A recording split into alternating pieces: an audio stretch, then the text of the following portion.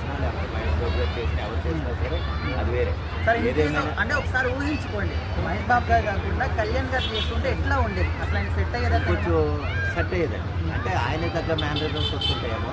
యాక్చువల్గా పూరి జగన్నాథ్ గారు డైరెక్టర్ కాబట్టి దానికి ఆయన మేనరిజమ్స్ అన్నీ కూడా పవన్ కళ్యాణ్ గారికి దగ్గరగా ఉంటాయి.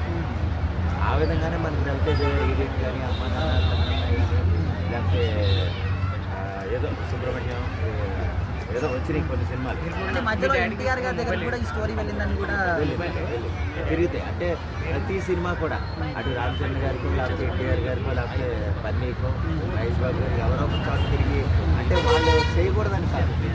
అయితే ఏంటంటే ఆ సినిమా వాళ్ళకి ఆ టైంలో ఖాళీ లేక వేరే కమిట్మెంట్స్ ఉండటం వల్ల చేయలేకపోవడం ఏమో. కానీ వాస్తవానికి ఏంటంటే ఖాళీగా ఉండేది ఆ సినిమా చేయకూడదు అంటారు. ఏదైనా ఏంటంటే బోర్డుకి ఇండస్ట్రీట్గా నిలవడం మనకి ఆనందమే. అది పవన్ కళ్యాణ్ గారు చేస్తుంటే ఎలా ఉందో అది అప్పుడు కూడా బాగుంది అనుకుంటున్నాను నేను. ఎందుకంటే పవన్ కళ్యాణ్ గారు తగ్గట్టుగా ఆ మేనేజర్స్ డైలాగ్స్ మారిపోయాయి. ఆ సినిమాలో నుంచి ఒక డైలాగ్ చెప్పరా? అదే అది మనకు తెలుసు కదండి, ఎవరు కొడితే జన్మ తిరిగి మైండ్ బ్లాక్ అయిపోతే వాడే పండుగ అది చెప్పే యాటిట్యూడ్ ఒకటి ఉంటుంది మహేష్ బాబు గారు. అంటే ఒక కేర్లెస్ ఒక రెక్లెస్నెస్తో చెప్పే డైలాగ్ మాత్రం అంటే నేను ఎవరిని లెక్క చేయగలదు అన్న ఉద్దేశంతో మహేష్ బాబు గారు చెప్పే డైలాగ్స్ మాత్రం ఎక్సలెంట్. ఆ ఫీల్ని క్యారీ చేసేవాడు అంటారా పవన్ కళ్యాణ్? అదే మనం ఎవరు కొడితే జన్మ తిరిగి మైండ్ బ్లాక్ అయిపోతే పండుగ అని చెప్పే డైలాగు అది మొత్తం ఆ సంవత్సరం అంతా కూడా ఇరగదీసేది. అంత గొప్పగా పండింది.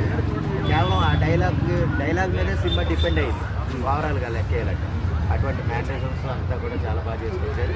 సూపర్ హిట్ అంటే పవన్ కళ్యాణ్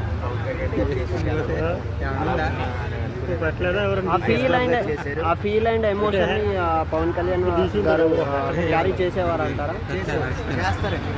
మనం ఏంటంటే ఒక యాక్టర్ ఉన్నప్పుడు మనం పవన్ కళ్యాణ్ గారిని ఒకలాగా అందులో ఒదిగి చూస్తే వాళ్ళు విడిపోతారు అందులో. అది అసలు పాత్ర పరంగా వాళ్ళు ఏదైనా చేయగలరు. ఇప్పుడు యాక్చువల్గా పవన్ కళ్యాణ్ గారు డ్యాన్సులు చేయలేరు, డ్యాన్సులు చేయట్లేదు అంటారు. యాక్చువల్గా మంచి డ్యాన్స్ నెంబర్ ఇచ్చి ఆయన అనుకుంటే కనుక తిరగదీసేస్తారు డ్యాన్స్.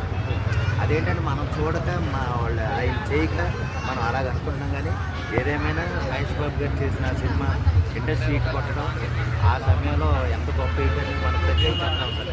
2006-5 అనుకుంటున్నాం, 2005 ఓకే అంటే గొప్ప రిజల్ట్స్ అని మహేష్ బాబు గారికి మన ఇండస్ట్రీలో నచ్చింది.